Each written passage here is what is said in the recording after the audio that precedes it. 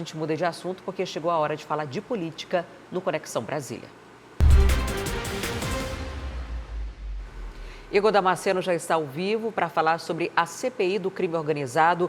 Hoje, o presidente do Senado, Davi Alcolumbre, decidiu não dar mais continuidade a esses trabalhos da comissão, mesmo com as tentativas do relator Alessandro Vieira. Igor, boa noite para você. Explica para a gente qual a justificativa de Alcolumbre.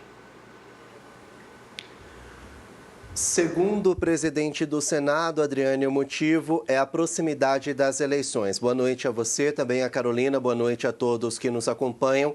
Hoje à tarde, Alessandro Vieira, que é o relator da CPI do crime organizado, teve um encontro com Alcolumbre justamente para tentar prorrogar os trabalhos da comissão por pelo menos mais 60 dias. Segundo o relator, esse é o prazo hábil para que ele possa analisar todas as provas e depoimentos que foram colhidos e também para que ele possa aprovar novos depoimentos, como, por exemplo, do ex-presidente do Banco Central, Roberto Campos Neto. No entanto, o entendimento de Davi Alcolumbre é que há uma proximidade com as eleições, ou seja, muitos parlamentares não vão ficar muito tempo aqui em Brasília, eles vão mais para o reduto eleitoral, os estados os quais eles representam no parlamento aqui em Brasília.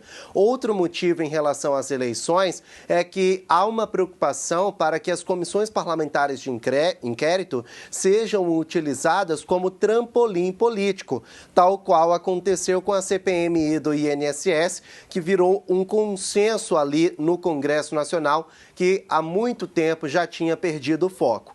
Não é o caso da CPI do crime organizado. Ela estava, de fato, caminhando para um relatório mais técnico, caminhando para um trabalho bem menos politizado do que a CPMI do INSS. Mas Davi Alcolumbre preferiu não acatar a esse pedido. Agora, a CPI do crime organizado deve acabar na próxima semana, dia 14 de abril.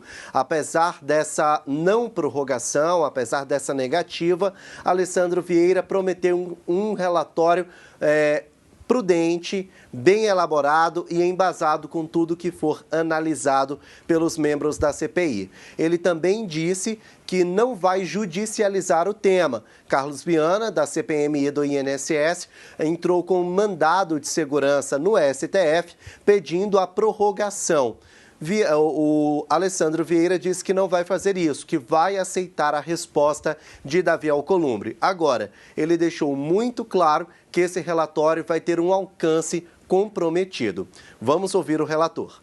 Reduz o alcance, porque se eu tiver mais tempo para análise, a gente vai fazer um relatório com maior profundidade. Mas o que a gente já conseguiu construir é bastante significativo. Então, não há dúvida de que, se for necessário, no dia 14 vai ser lido e eu espero aprovado um relatório contundente mostrando a situação atual do crime organizado no Brasil, como o Brasil reage a isso, mas também os detalhamentos referentes ao caso Master e sua infiltração via corrupção e os casos do Rio de Janeiro.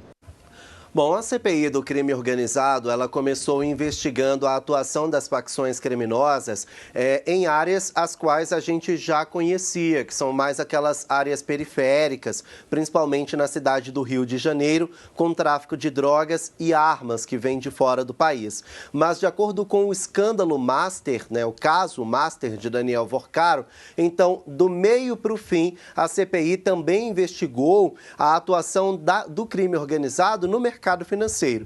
Muitas pessoas achavam que era um jeito de driblar o não pedido da CPI do Master para investigar inimigos políticos, mas o fato é que, se eles estão investigando as facções criminosas e as facções chegaram até a Faria Lima, chegaram até o mercado financeiro, então nada mais justo que a CPI acabe investigando isso também. E assim ela fez. Tentou ouvir a Marta Graef, o Daniel Vorcaro, o Fabiano Zettel, alguns dos personagens principais dessa história, mas não conseguiu. O fato é que essa CPI ela está terminando de um jeito bem menos politizado e com um pouco mais de reconhecimento ali no Senado. Agora é aguardar o relatório de Alessandro Vieira para saber se ele vai seguir neste caminho de ter um texto mais equilibrado, o que faltou na CPMI do INSS. Pois é, Igor, eu vou aproveitar esse gancho, né, do INSS, porque é justamente outra CPI polêmica, né, que ainda está dando o que falar. Parlamentares do PT entregaram hoje à Polícia Federal o relatório produzido pela base governista. O parecer não chegou a ser votado na Comissão Parlamentar Mista de Inquérito, que foi encerrada sem um relatório final, né, Igor? Exatamente, nós tivemos a versão do relator que foi rejeitada pela maioria. Alfredo Gaspar sofreu essa história, essa derrota vexatória ali na CPMI do INSS, e o presidente da comissão, o Carlos Viana, não quis colocar para votação o texto alternativo que foi elaborado por 2/3 dos membros da CPMI do INSS. Ou seja, como você bem explicou, Carolina, ficou sem um relatório final. Ou seja, foi totalmente enterrado, 7 meses jogados fora nesse trabalho investigativo. Agora, o relatório de Alfredo Gaspar foi enviado para o ministro André Mendonça para ver se ajuda de alguma forma a avançar na investigação do caso INSS e do caso Master. E agora, como prometido anteriormente, a base aliada entregou à Polícia Federal, à CGU e ao Ministério Público o relatório deles. O que acontece é que são 2 relatórios extremamente politizados. A versão do relator indicia o filho do presidente Lula, mesmo depois de a quebra do sigilo comprovar que não havia nenhum tipo de irregularidade, pelo menos não por agora, pelo filho do presidente. Já o relatório da base aliada ao governo indicia Jair Bolsonaro, porque ele teria feito vistas grossas no caso Master e no caso INSS durante a gestão dele. São 2 personagens que são secundários nessa história. Cadê o Careca do INSS? Cadê aqueles que trabalhavam para o Careca do INSS? Em relação ao Master, cadê Daniel Vorcaro? Cadê Fabiano Zettel? Cadê as instituições que estavam ligadas a ele? Então, eles focaram em personagens de rivais políticos para tentarem, de alguma forma, desgastar a imagem política. Então, esses 2 textos, eles não devem ser levados em consideração. Um indicia o filho de Lula e Mendonça não deve focar nesse tema. O outro indicia Jair Bolsonaro e muito dificilmente a Polícia Federal vai dar crédito a essa acusação da base aliada ao governo. Mas o que não faltou hoje na coletiva de imprensa da base foi crítica ao presidente da comissão, o Carlos Viana. Vamos ouvir. O presidente da CPMI, o senador Viana, sabotou o relatório da maioria. Ele não colocou em votação e não anexou esse documento aos documentos da CPMI para que seja enviado aos órgãos. Então ele está blindando algumas pessoas que constam desse relatório. É por isso que nós estamos fazendo a visita aqui na Polícia Federal, entregando esse relatório e vamos entregar em outros órgãos, inclusive ao ministro André Mendonça. Porque o presidente da CPMI, contrariando o regimento, não colocou esse relatório em votação após ser derrotado naquele relatório da mentira de uma minoria que queria tão somente politizar. A pergunta que fica é, por que ele não encaminhou? O que tem nesse relatório que ele tem medo? Será deputado Rogério, que é o Zettel? Será que é a senhora Letícia? Será que são outras pessoas? Por isso que nós estamos trazendo aqui hoje, porque a gente quer que a investigação continue, a verdade seja de fato apurada e os verdadeiros culpados punidos. Bom, o caso é que, em respeito ao caso Master, em respeito ao INSS, essas 2 situações, elas não são de culpa só da esquerda ou só da direita.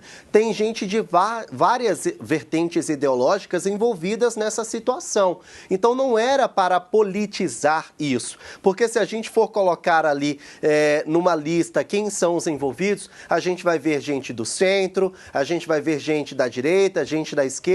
Infelizmente, os parlamentares jogaram R$200 mil, que foi o que custou essa CPMI, mais 7 meses de trabalho no lixo ao tentarem politizar esse tema. O que a gente vai ver agora são recortes de Instagram para serem publicados ali nas redes sociais e vai vencer quem tiver a melhor narrativa. Quem perde? As vítimas, que já até foram indenizadas, mas que passaram por esse desgaste, e perde o povo brasileiro ao saber que os políticos que os representam no Congresso estão preferindo a rivalidade política do que discutir um dos maiores casos de corrupção do nosso país.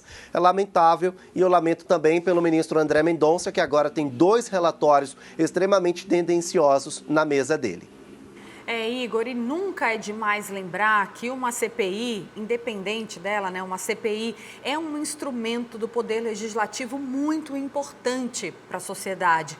Quando conduzida de forma correta, quando não politizada e quando traz respostas por meio de documentos, de provas e encaminhamentos que tragam essas respostas relacionadas ao que está sendo ali investigado, discutido, que tragam respostas para a população, que é de fato a quem todos políticos, né, a quem os políticos devem respostas. Então, a gente segue por aqui acompanhando. Muito obrigada pela sua análise de hoje. Boa noite para você.